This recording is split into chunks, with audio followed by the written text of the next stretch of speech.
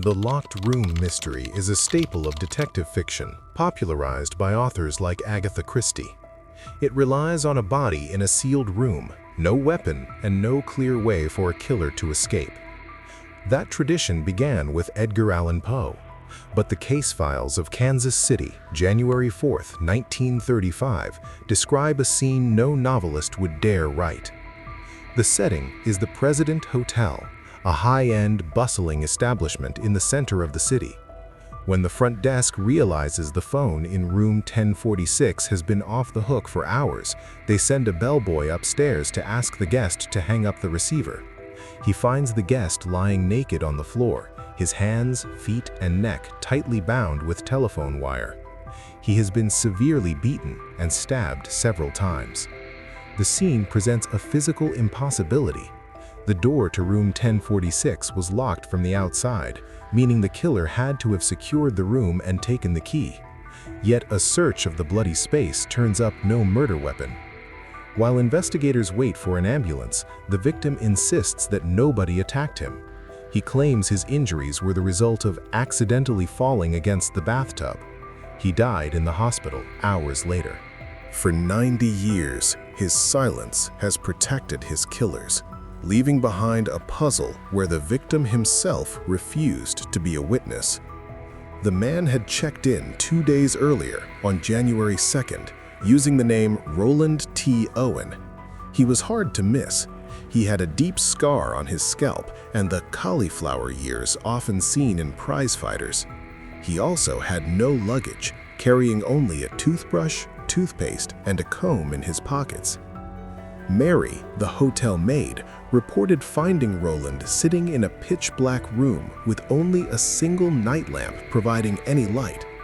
As she cleaned, she overheard him on the phone, speaking with a man he called Don. Roland sounded tense, begging Don to come over as soon as possible. Roland specifically requested an interior room away from the street and insisted on leaving his door unlocked for his friends. He was a man intentionally waiting for a visitor and deeply concerned about who might see them arrive. On January 3rd, the mystery expanded when Mary attempted to deliver fresh towels.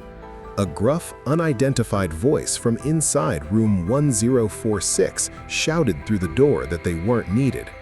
That same night, a guest in the neighboring room reported the sounds of a violent argument between a man and a woman echoing in the hallway.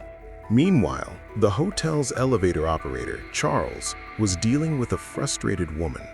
She spent the night riding between the 9th and 10th floors, complaining that her client was playing games and refusing to stay in one place.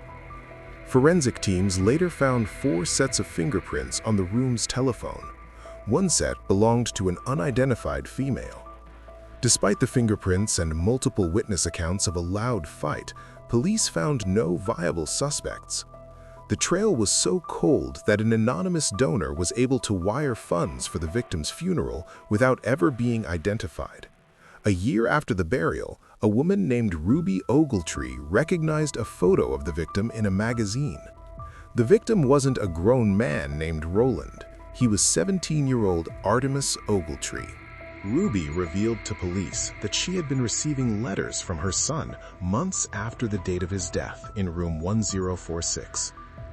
Artemus always wrote by hand, but these new letters were typewritten. Someone was actively forging correspondence to convince his family he was still alive.